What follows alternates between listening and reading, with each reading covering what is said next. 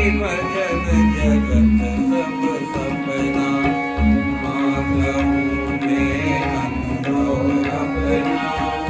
सत्य हरि भजन जगत सब सपना। श्री राम जय राम जय जय राम, श्री राम जय राम जय जय राम, श्री राम जय राम जय जय राम, श्री राम जय राम जय जय राम, जय राम श्री राम जय राम जय जय राम। जय जय जय हनुमान गोसाई, कृपा करो गुरुदेव की नाई। जय जय जय हनुमान गोसाई, कृपा करो गुरुदेव की नाई।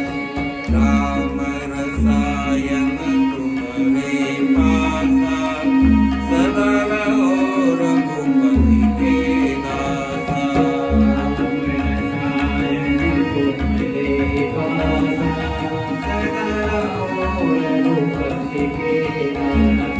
श्री राम जय राम जय जय राम, श्री राम जय राम जय जय राम,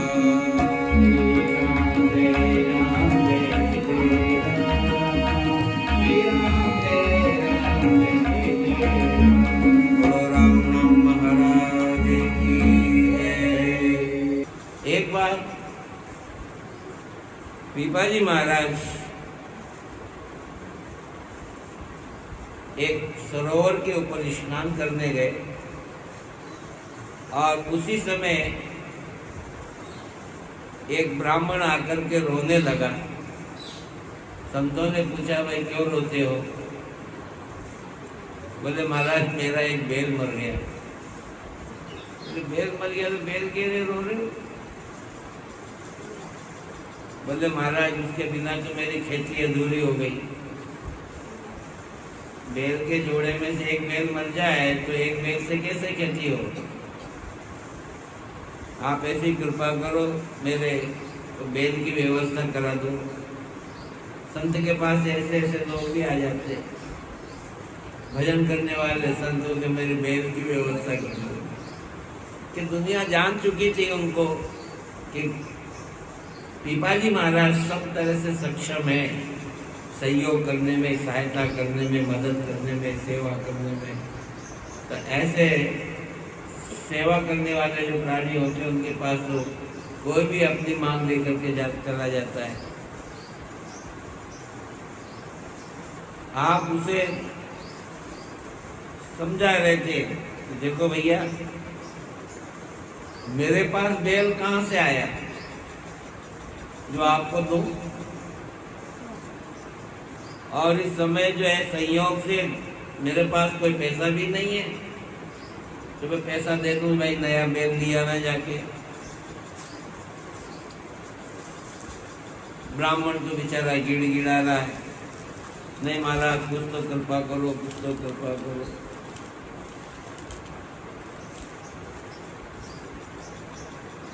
तो क्या होता है, इतने में एक तेली जो था, तेली के यहाँ एक बैल रहता है जो वो गाड़ी घुमाता है, तेल निकालता है। तो वो तेली का बच्चा जो था एक बैल लेकर के पानी पिलाने आया और पीपाजी महाराज ने कहा, लो लो ये बैल आ गया, ये बैल आ गया तुम्हारे। लो उस बैल को उस बच्चे से लेकर के और उस जिसके पास बैल नहीं था उसको वो बैल पकड़ा दिया। बेचारा वो बच्चा था, रोता रोता घर गया और जाकर के जो अपने पिताजी को सारी बात बता दी। बोले पीपाजी महाराज ने अपना बैल मेरे से छीन करके दूसरे को बैल पकड़ा दिया।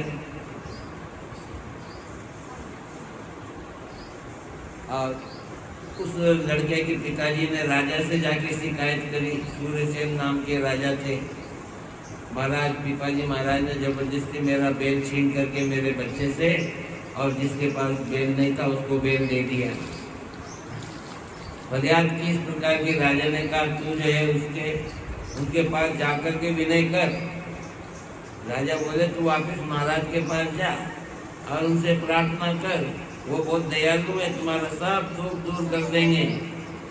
तेली ने जाकर के पीपा जी से कहा महाराज आपने हमारा बेल ब्राह्मण को क्यों दे दिया? पीपा जी उसको उपदेश देने लगे, भैया दान पुण्य की बड़ी महिमा है और फिर और मैंने वो बेल तो ब्राह्मण को दिया है, दान की महिमा बताई, दान पुण्य करना चाहिए। तो बोले ब्राह्मण ने कहा, बोले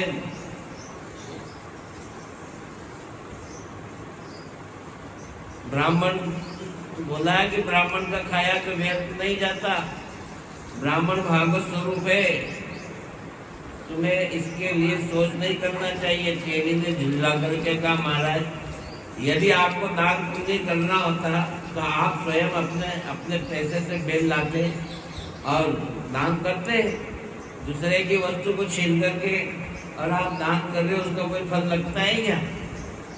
आदि आदि जो है वो ब्राह्मण पीपाजी महाराज से कहने लगा। पीपाजी जो है तेली की बात सुनते रहे और हंसते रहे, मुस्कुराते रहे। लेकिन जब बात बढ़ने लगी तो पीपाजी महाराज ने कहा अरे यहाँ क्यों झगड़ रहे हो, अपने घर जाकर के तो देखो, फिर बात करना, बाद में मुझसे झगड़ना, बाद में पहले घर जाके तो देखो, तुम्हारा बेल तो तुम्हारे घर पर बंधा है। और वहां जाकर के देखा, तेली ने अपने घर पे जाकर देखा तो खूंटे से बंधा हुआ था बेल। अब तो तेली की आंखें खुल गई और पीपाजी की प्रत्यक्ष महिमा देख करके आज चरणों में वो पड़ गया, आकर के क्षमा मांगी और फिर उनका शिष्य बन गया। इस प्रकार से जो है छोटे छोटे बड़े अद्भुत उदाहरण पीपाजी महाराज के जीवन से हमको सुनने को मिल रहे हैं। उनके चमत्कारों को, उनके प्रभावों को जितना श्रवण करें उतना थोड़ा है और भक्ति का भाव बढ़ता है इससे संतों के प्रति। एक बार उस देश में बड़ा भारी जो है दुर्भिक्ष पड़ा, अकाल पड़ गया और प्रजा में हाहाकार मच गया। राजा जो थे सूर्यसेन किम कर्तव्य मूड हो गए कि ऐसे काल में, ऐसे दुर्भिक्ष में जनता को कैसे बचाया जाए, कैसे इनका भरण पोषण किया जाए। और सबने जाकर के पीपाजी महाराज से प्रार्थना करी। राजा को आश्वासन दिया पीपाजी महाराज ने। कहते हैं कि पूरे अकाल भर सबको अन्न वस्त्र देकर करके सबकी पीपाजी महाराज ने रक्षा की। राजा के पास कुछ नहीं था तो संत ने जो है सबको उस अकाल में जो है सबको समय समय पर भोजन आदि देते रहे, उनको महसूस नहीं होने दिया। दिव्य दृष्टि से पृथ्वी में गड़े हुए धनों को देख करके और उनको निकाल करके और सब प्रजाओं को सबके घर में वो द्रव्य बांट दिया। पीपाजी महाराज की दिव्य दृष्टि थी, पृथ्वी में देखा कि धन गड़ा है, खुदवा करके पूरी जनता को बंटवा दिया। अनंत जो है ऐसे चरित्र पीपाजी महाराज के यहाँ मिलते हैं। ऐसा टीकाकार कहते हैं प्रियदास जी, आपका चरित्र कहते हैं कि वर्णन करने से पहले ही अति विस्तार इसका हो गया है। मैंने आपको बताया भक्तमाल में पीपाजी महाराज की एक ऐसी कथा, ऐसा प्रसंग है जो सबसे लंबा प्रसंग है। आज आप 5-6 दिन से इसको श्रवण कर रहे हो। आप पहले कबीर जी महाराज का आया, कबीर जी से भी लंबा प्रसंग पीपाजी महाराज का। फिर भी यहाँ कहते हैं कि हमने इसको संक्षेप में ही जो इसका वर्णन किया है, थोड़े में ही किया है।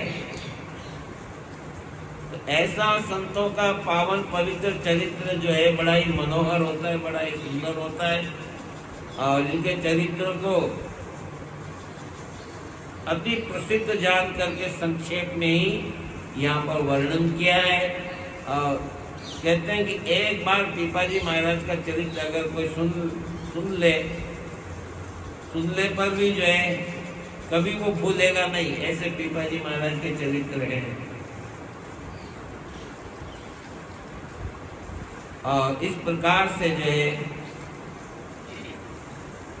पीपाजी महाराज का ये पावन पवित्र चरित्र हमने आपको श्रवण करवाया।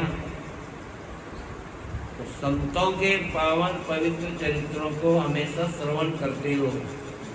बार बार श्रवण करते रहने पर भक्ति का विकास होगा, भक्ति का प्रादुर्भाव होगा। भक्ति जो है आगे से आगे भक्ति दृढ़ बनेगी, भक्ति में निष्ठा बनेगी।